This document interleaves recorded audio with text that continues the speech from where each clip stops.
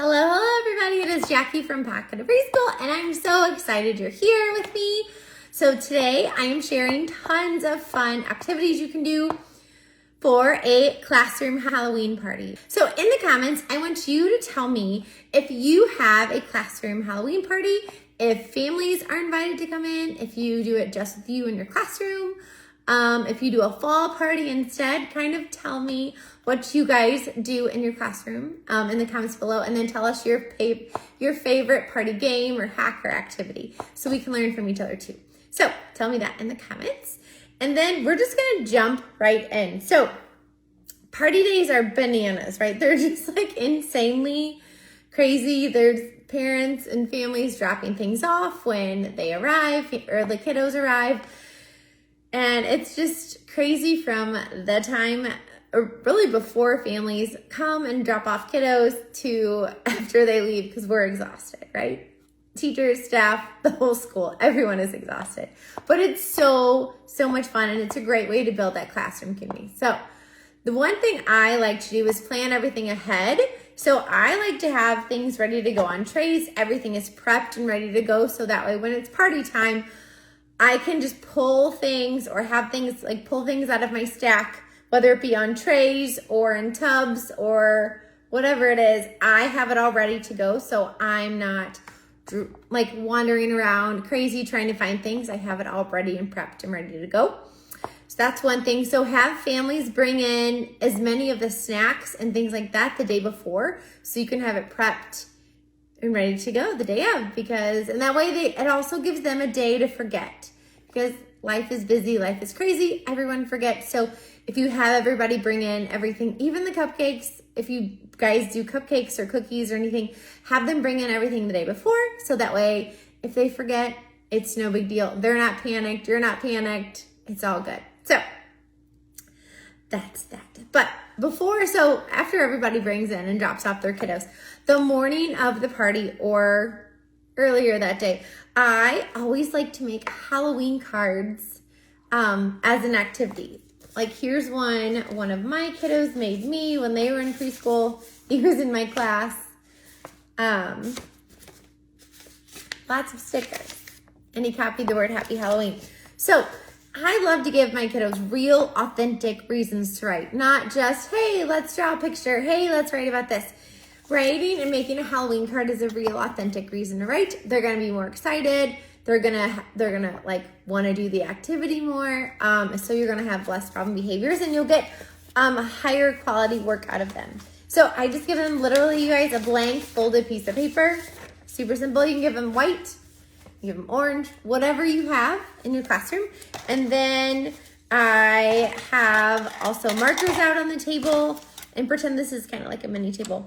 I have markers out. I like to have Halloween pencils out on the table if they want to use those. I have little happy Halloween word cards that they can copy. Usually when it's Halloween time, we're still working on those uppercase letters. So all my kiddos are just doing Happy Halloween in uppercase. This is a freebie when you sign up for my newsletter. And if you already are getting my newsletter, it's at the bottom of every newsletter I send out in purple. So you can just download it again. And then I also put out family word cards. I do these in uppercase and in lowercase. But it basically has like mom, dad, aunt, sister, brother, grandma, grandpa, all the people. So that way they can write who it's for. And then I also have name cards. Again, you know me and my name cards. One side is uppercase, one side is lowercase. So that way they can write their name at the level they're working on. And that way they can sign their name. And that way if they need support, they have those to do that. So I have the family word cards. I have some fun Halloween pencils. I have Happy Halloween for them to copy. And then I have stickers. And you guys know my cheat for stickers. I cut up my sticker cards or my sticker pages. So that way maybe they want to use 2 off of here. And maybe another friend wants to use a bunch off of here and some off of here. That way they can pick and choose and use what they want, use what they don't want. And it's just more appealing to the eye. And it gives the illusion of having tons of stickers when there aren't. It's the same amount. They're just a whole bunch of sheets cut up. And then I like to use markers. And then they make Halloween cards the morning of. So super fun. And it gets them reading and reading the word cards, whether it's the family name or their name, and it gets them writing. So that's a really fun thing to do the morning of the party. Alright. The next thing I like to do is have an activity. I have an activity ready for them when they're putting on their costumes. So if your kiddos put on costumes in their classroom and they're 3, 4, and 5, or maybe your toddlers, it's hard, right? Because those costumes are not easy to put on. Usually it's like I usually do 2 kids at a time. So I like to make or use the sensory bin I have in my classroom, or maybe I'll put something new in it. But just have a sensory bin or some kind of sensory activity for the other students to do while teachers are helping kiddos put on their costumes, because putting on the costumes is hard and they're gonna need help, and that's okay. So have something for the other students to do, or for the students who put it on and they're ready to go and done. Have it ready for them too. Okay, and let me show you what's inside this sensory bin. Sorry about knocking everything over. So I have the little pumpkin lanterns, or they're like little baskets, black beans. These are actually spider rings, but I cut off the ring part so I could have spiders. And then I have pumpkin mini erasers. I have a little pumpkin tray. And then I have some colored eyeballs are in here. Little googly eyes. And then I have some little scoops. These are like in the fancy section at the Dollar Tree. And then I have some tongs so they can put it in. Yeah, just something super fun and super simple, but super open-ended, and something that everybody's gonna like to do, so that way you're not having behaviors or your kids aren't bored with an activity or they're off task. That way they're doing something fun and that they're gonna love while you're helping all the kiddos put on all the outfits, because that's a lot of work. Okay, I'm gonna move this without hopefully knocking everything over. Okay, oh, maybe, almost. Okay. All right. So have something ready to go for the other kids while you're doing costumes. Now, let's talk about the food. That's always like my favorite part, right? So for food, what I like to do is I like to have a sign-up sheet, and I like to have families sign up to bring things in. So this is what I do for food. It's super simple. It's nothing crazy. So I do usually a fruit cup, like oranges. These are peaches that just happen to look a little orange. And I draw a little face on them so they look like a little jack-o'-lantern. And I do some kind of cookie. I like Oreos because they're usually allergy friendly. And then I do a trail mix, and I just put it in a bucket. So usually I do some kind of like Halloween cereal. This one's like the Apple Jacks, I think, but a lot of times during Halloween there's all of those different like Halloween themed little cereals. If you don't want to do that, you can do like a Cheez-It type cracker, because that's orange. That's perfect for Halloween. And then I buy those little Halloween pretzels. They usually come in individual packs, and I just divide them up, or I cut them open and put them in. So we got like some bats and some pumpkins. Oh, this smells funny. It's all the sugar I smell. And then I have some candy corn and some M&Ms. And again, just make sure whatever you're putting in, all your kiddos can eat. You're not going to have any allergy reactions or anything. But this is just really fun. And it also makes it really easy. So if a kid runs out, another a family member can help and scoop some more out. And it's also a little bit slower to eat. So it's just so fun. And then obviously I like to grab the little Halloween plates. I usually just buy a set from Dollar Tree or ask a family to bring some in. And then this is fun. So this is what I do for a drink. Hold on. It's gonna get stuck. Oh, okay. Oh no. It melted. Okay. Of course it did. Okay, so I usually do, hold on, I'll just show you in just a second. Okay, so we got a little treat. And then I usually like to do like a Monster drink. Okay, just get like some apple juice or whatever juice your kids like and make it like green colored. And then I usually put some of those eyeballs in it. I don't give the kids any of these. Obviously wash these first. But what I do is I put a frozen hand in it. Let me show you what that looks like. Okay. So you take a glove. Okay, this is for something I was going to show you later, but you have to see what I mean. So have a frozen hand. So just take a glove and put water in it and put some green food coloring in it. And that way there's a hand sticking out of your monster drink. And they just think it's so funny and so cool. There's like a monster hand in it, and it's just like water. So not toxic, nothing they can eat. And then it's just a really fun drink. Has like eyeballs in it, a little cup. Super simple. Oh my gosh. I can't believe it melted, you guys. I made the hand and everything, and now it's melted. I used to have a purple bucket I would serve it in, but it broke last year, so this is what it is. So that's the snack I do. I gotta move all the things so I have room. And then let's talk about some of the games you can do. So one game I like to do is a ghost toss. So I like to buy these buckets from like, what is it, like Dollar Tree or something. I usually set up 6.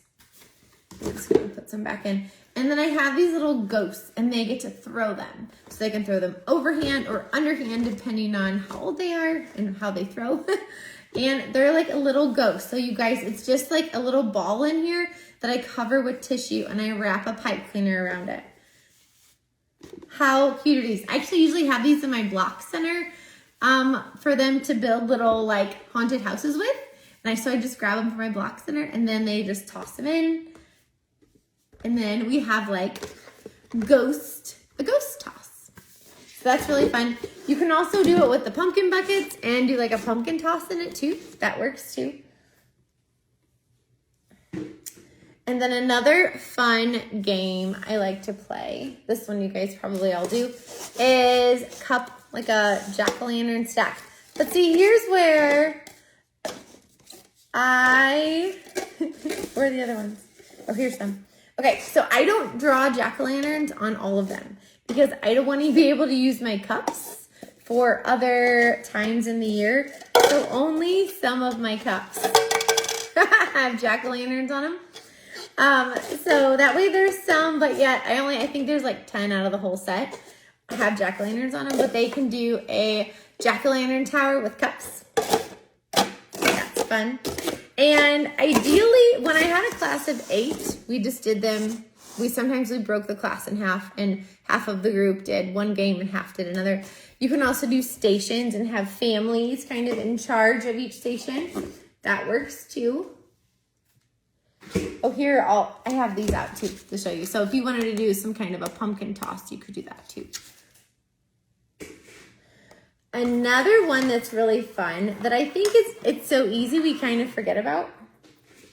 Let me get my pumpkin back out. That's why. Stuck. Okay. We're just gonna have the stack. So it's kind of like an egg race, but with a monster eyeball. So have like a starting line, and you can draw like a maze on the ground with like tape. Or you can just have them like go back and forth, and they have to balance the egg. Well, not the egg, sorry. The monster eyeball in the spoon. Now, if this is too easy, now it's going to depend on how old your kiddos are. So this may be perfect. This type of like deeper spoon might be perfect for like younger kiddos. But if you have like kindergarten, you want to make it a little bit trickier. So use a spoon that they have to balance and walk a little bit slower with. So it's like an eyeball race. Super fun. And then I usually have them go like back and forth or do the maze, and then they have to dump it in the bucket. And then the next person goes. So eyeball race is another super fun one. Oh, here's a picture. Okay, so we're working on the blog post for this, but here's the monster drink. Do you see how I have like the hand in it? So fun. Okay, the next game. So I like to do so how my parties go is we do cards in the morning. I forgot to tell you guys at the beginning. We do cards in the morning while they're getting dressed, and we do the sensory tables or sensory bins. And then we always eat first, because that way I can make sure everybody has their hands clean. We can eat first, and then we can clean that up. And while families are cleaning that up, we do these gross motor games. And then after gross motor games, we usually go back and we end with like a table activity.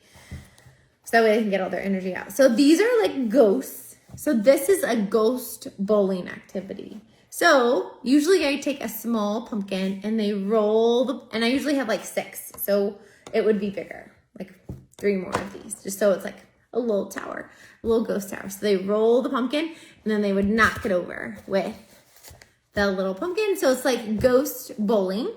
And then this is probably their favorite of all time. They are gonna take, and I usually use these because I already have them here anyways, and they have to work with a buddy. And I usually try and put one, or it depends on how big your class is how many kids you would want to have in a group. Do the mummy wrap. So where they wrap, they're wrapping each other like a mummy. Obviously they wouldn't be doing themselves. So they're gonna wrap each other like a mummy. And then at the end they can break free. Now some kids, just so you know, some kids are not gonna wanna be the mummy. They don't want everyone touching them, or they may not want everybody's attention on them, and that's okay. So if they say, nope, I don't want to be, I always start the activity saying, okay, we're going to wrap each other up like mummies. And if you want a turn, you can have a turn being the mummy, but don't worry, you don't have to. So that way those kids where that would be overstimulating for them, or maybe they don't like people touching them, or maybe they don't want all the attention on them, because it's a party day. So anxiety might be higher for kiddos than normal. Always make sure you tell them before you start this activity that they don't have to be the mummy, because if they're panicking on the inside that they have to be the mummy, you may see behaviors from them and you're like, and you might be like, what's going on? Like, why am I seeing whatever they're doing? And it may be because that they're like, oh my God, I have to be the mummy next. And they're like panicking on the inside because maybe they don't want anybody touching them or whatever. So super, super fun. So we did the ghost toss, the jack-o'-lantern cup tower, the mummy bowling, and we did, or ghost, sorry, you can do ghost bowling, and we did the mummy wrap, where they wrap each other up. Now, back to the table. So I always do gross motor to kind of get a lot of their energy out. And I think also too, it's really important for us as preschool teachers sometimes to practice these games before you play them at the party. So maybe you wrap maybe one friend up one day that week as the mummy. So that way they know it's coming. Or maybe you do the ghost toss game for music and movement, or as a transition, like, okay, friends, like on your way to pick your center clip or on your way to wash your hands, I'm going to put these ghost buckets out and you're going to toss it in, because this is going to be one of our games at our Halloween party. So that way they kind of know how to play before the party, because if they know how to play and they know what's expected of them, they're going to know what to do, and there's going to be less chaos, right? Less problem behaviors, less chaos, less just madness, right? Because they're just so excited because it's the party. So try some of these games out too as a transition before the day of the party. And then we also have the monster eyeball race, right? All right, now, so we're gonna go back to the table. So I kind of have 2 options for you guys. I have a haunted house graham cracker activity that you can end with, or I have some traditional games. So let me show you the haunted house graham cracker.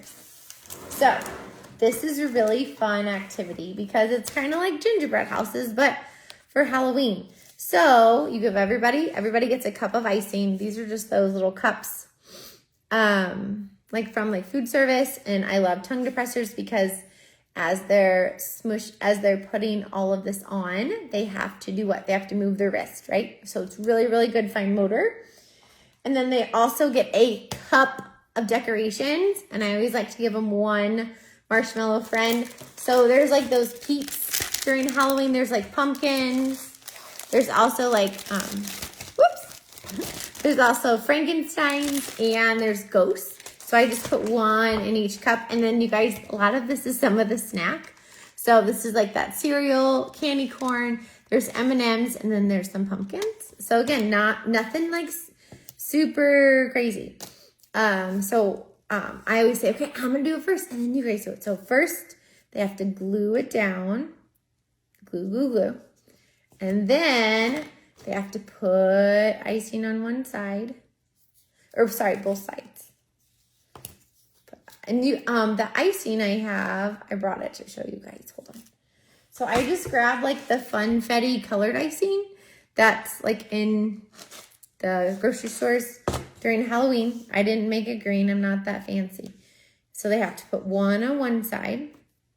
And then they have to ice the other one. And they have to put icing on opposite ends. Now, I always have a teacher or someone who's going around with the icing jar with extra icing because they may run out, and that's okay. And they have to put it on the other side, and then it's kind of like a little triangle, because if you do gingerbread houses later, you know that they collapse really easy, right? So if you do the triangle haunted house, this is kind of super easy. They won't collapse. It's not going to be as frustrating for the kiddos. And then I always tell them, make sure you hold on your house, and then they can put some of the decorations on their haunted house. Now, I give everybody a cup because, let's be honest, they're going to eat some. And I don't want everybody to like share all the germs on the Halloween party. So everybody, every time we give out more of this, I get a new, I get a new one of these and I toss it. So that way we're not, contaminating all the germs on all the people. We don't want everybody to get sick before, anytime really. You don't want any time for your little kiddos to get sick in your classroom. So as I'm putting this on, do you see how I have to pinch all of these things and then I have to push and press it in? They can also put things on the plate. Like if the little pumpkins, if they keep falling off, they can put those on the plate. And I mean, isn't that so cute? Oh, I forgot my ghost. And do you see how I have to move my wrist? It's great fine motor, you guys. And then again, I give everybody one of these and they just stick it on somewhere and we got a little ghost at our haunted house. Not super fancy, nothing to like be, it's nothing crazy, but it's so much fun. And it's not about the product, it's about the process, right? And it's about how much fun they're having, and all the families are going to be in your classroom. So you want it to be easy, not too super stressful. So haunted house, graham cracker houses. So fun. So you could try this. Now, if you're like, no way, Jackie, you're bananas. We're not doing that for Halloween. Like, no. Okay, no worries. I got you. So you did your gross motor activities and now you want to come back to the table. So I love spider ring games, like a spider ring. Oh my gosh, what did I call it? Oh, yeah, sorry, looking at my notes. Spider ring count and stack.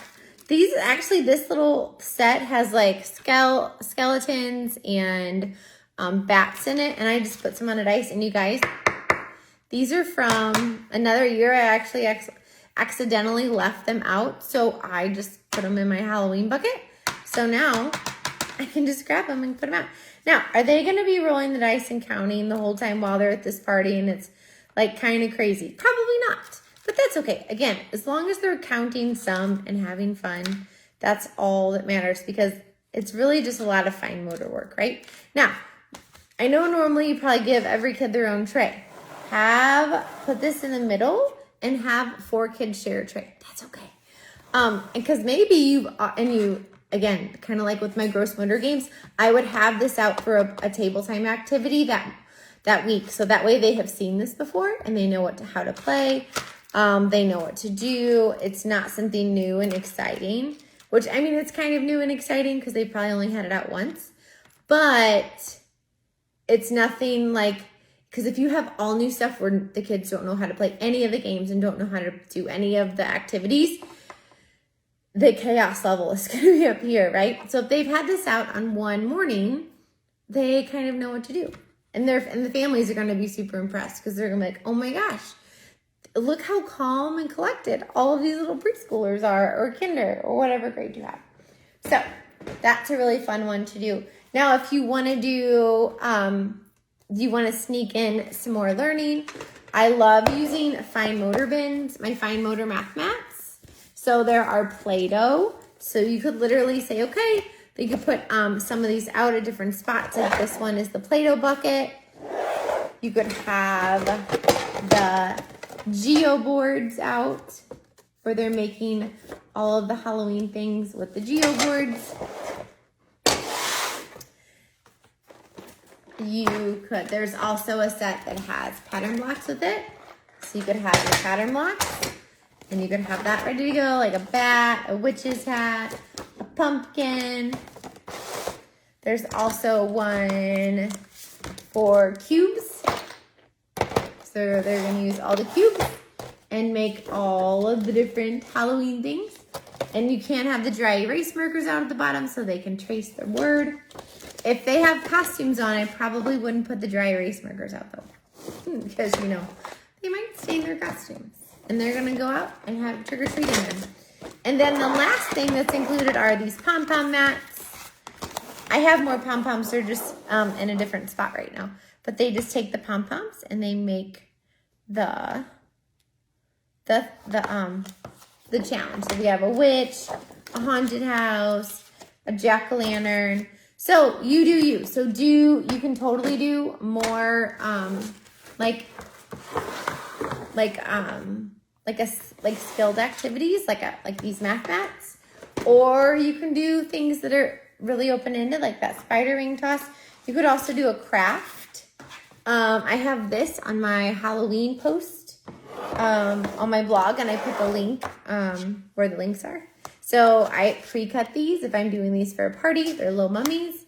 You can use the tissue paper from when they wrapped everybody up in mummies. Use that, put that in the middle of the table. But I usually have it torn into strips, and then all they're gonna do is tear one and glue it on. Tear another, glue it on.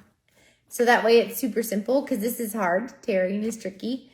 So you could do a craft like that. You could also do something else, like I actually did these with my own kiddo's class. I think when he was in 2nd grade, they made mummies. So it's just a paper plate, and then there's toilet paper on it, and they put some eyeballs on there. So if you want to do a craft, you can end with a craft too, if you don't do the haunted house thing.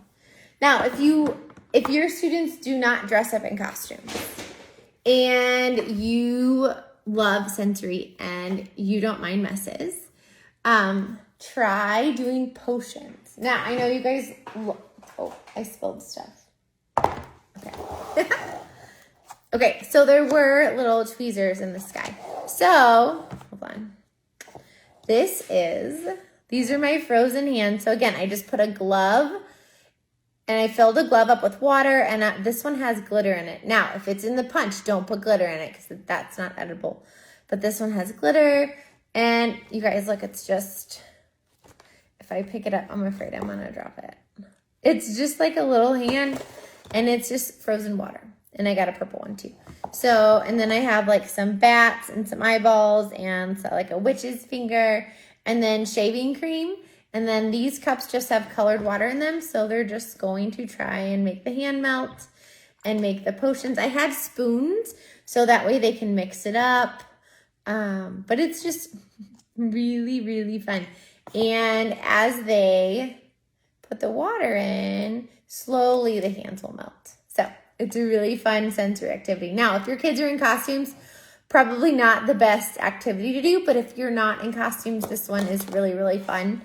And I would leave that for the end because it's a little bit messier to clean up. So save this for the end. Now, if you don't want to do this for a Halloween party, do this the week of Halloween for the morning or for a sensory activity because it is so, so much fun. Oh, my trick too to get these hands out. So fill them up with water, give them about the day before. Let them melt, get them out of the fridge and let them melt a little bit. And if they melt a little bit, the gloves will be easier to take off. And then I just tie the end with like a string, or you can do rubber band to keep the liquid in. So, but it is a ton of fun to do potions. So much fun. So, and if you don't want to do the witch's hands, that's fine too. Just do all of the shaving cream and the eyeballs and the witch's fingers and all the little, like, basically party favors in the Halloween section. So you can do that. Oh, and then one more thing. If there's something you did during the week that your students loved, like we always did the pumpkin and they hammered the like golf tees in them. If you have an activity that you love that's more open-ended, put that out during the Halloween party and see if you can extend it, or maybe they just want to play it again. Because if it's something they love, they will love to show their families something they were doing in their classroom. So if it's something they loved that went well this week, use that at your Halloween party because it went well and you want your party to go well. So do what works, right? And if they loved it once, like a lot, they're going to love it at the party. So it's okay if it's not always brand new things at your party. Sorry, I talk with my hands, you know me. So, all right. Well, I hope you guys enjoyed all of these fun party activities. I'm going to make sure, just looking around to make sure I got all of them for you guys. But blog post is coming soon. If you want more ideas for Halloween activities in your classroom, hop over to my blog. The link is where the links are. And if you want Halloween printables like the math mats or pumpkin patch dramatic play or printable fall or printable Halloween STEM challenges for your Block Center or your STEM Center or Halloween centers or pumpkin science unit, hop over to TBT. The link is where the links are, and grab all the things to so you can just print and prep. Right? It's a lot for us to do all the things. So hopefully I can help you out by making some of the things, and then it leaves you with one less thing to do. So you guys have an amazing night,